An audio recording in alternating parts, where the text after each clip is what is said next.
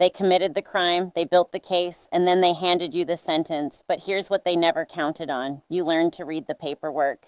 Let's call this what it actually is, because blame shifting sounds too casual for what is actually happening to you. What you are experiencing is psychological laundering. The narcissist commits an act, deception, cruelty, sabotage, humiliation, and rather than absorb the consequence of that act, they transfer ownership of it onto you. They take the dirty thing they did and they run it through your name until it comes out clean on their end. This is not defensiveness. This is not insecurity in its simple form. This is a deliberate cognitive maneuver, and it operates with the precision of a legal argument. They know what they did. The disorder does not erase self-awareness. In many cases, it sharpens it. What the narcissist cannot tolerate is the accountability that follows the act. So they architect a reality in which the act never belonged to them at all. And they need you to accept that transfer, because the moment you don't, the entire system collapses. Now let's go deeper, because most people stop at, they blamed me, and never examine what was underneath the behavior they were blaming you for. Here is the sequence the narcissist actually runs. They decide to behave sadistically. The silent treatment deployed to punish you for having a boundary. The public humiliation timed perfectly to destabilize you before something important. The lie told with eye contact and no flinch. The withdrawal of warmth, calculated, surgical, designed to produce maximum confusion in your nervous system. These are not accidents. These are not reactions. These are chosen acts of cruelty, and the narcissist knows the difference between impact and intent better than they will ever admit. After the act, when you respond with pain, with anger, with withdrawal of your own, they pivot. Suddenly, your response to their cruelty becomes the presenting problem. Suddenly, you are the aggressor. Suddenly, the conversation is entirely about how you reacted, and the original act of sadism has been quietly erased from the record. This is Darvo in its most complete form: deny, attack, reverse victim and offender. And it is designed to do one thing: make you so consumed with defending yourself that you forget to prosecute them.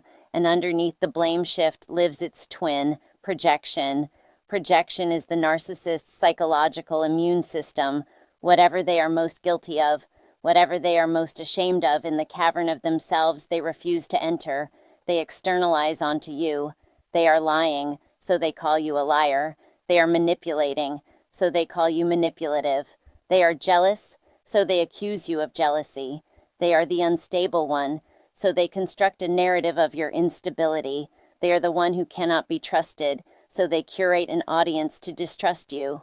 Are you hearing this? The accusations are a confession.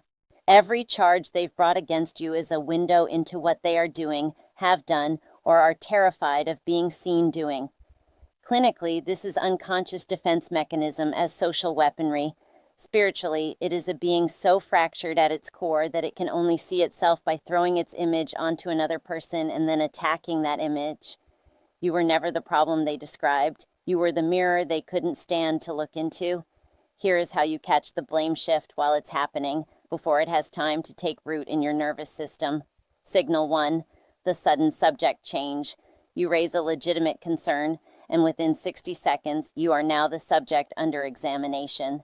Your tone, your history, your pattern, your always, and your never. If the original issue has evaporated and you're now defending your character, you've been redirected. Name it internally.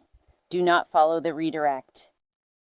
Signal 2, the emotional intensity inversion. They committed something cold, calculated, and quiet. Your response is emotional because you are human and you were hurt. They use the temperature difference against you. Your heat versus their performed calm becomes the story. Watch for this. The one who delivered the wound composed and is now citing your wound response as the problem is running an inversion. Signal 3, the historical excavation. Blame shifters cannot stay in the present. The moment accountability enters the room, they go archaeological. Suddenly, something from 8 months ago is relevant. Suddenly, your past mistakes are on the table. This is not processing. This is dilution. They are flooding the space with your history so their present behavior has somewhere to hide. Signal 4, the witness recruitment. They begin casually mentioning what others think of you. Even so-and-so noticed. I'm not the only one who feels this way. They are building a jury in real time, preparing a verdict before you've even finished understanding the charges. Now, here is how you step directly on this, with precision, with power, and without losing yourself in the process. Method 1. Timestamp the original act.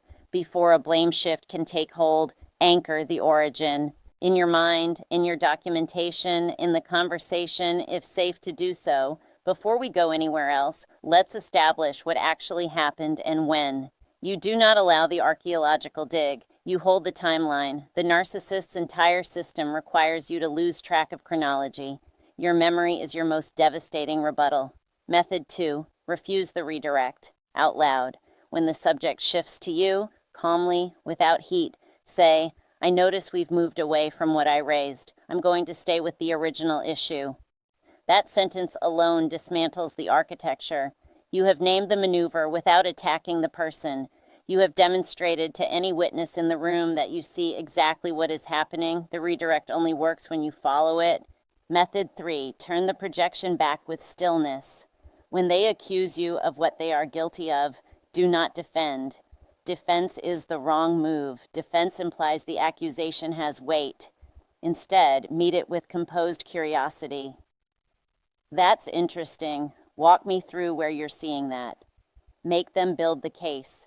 They cannot build it because the evidence lives in them, not in you.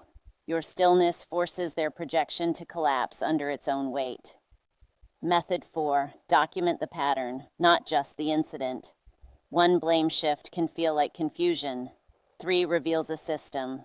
Keep receipts, not for drama, not for exposure, but for your own psychological clarity.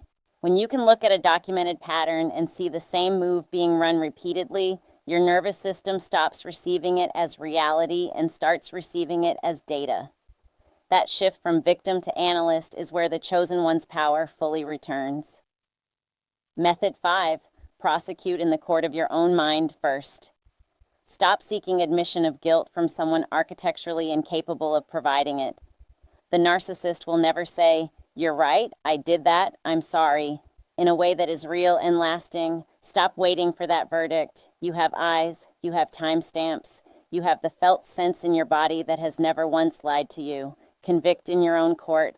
Release the need for their confession as a condition of your own clarity. Your knowing does not require their signature. You did not cause their cruelty. You did not provoke their sadism. You did not earn their projection. You were simply the one who refused to disappear into the story they wrote about you. And that refusal is the most powerful thing they have ever witnessed. Repeat this and receive it. I am not the author of their behavior. I am not the container for their shame. I see clearly. I document precisely. I move sovereignly. The truth does not require their permission to exist. And I have always known the difference. If you have spent time in your life apologizing for pain that someone else caused, I need you to hear me right now. That ends here.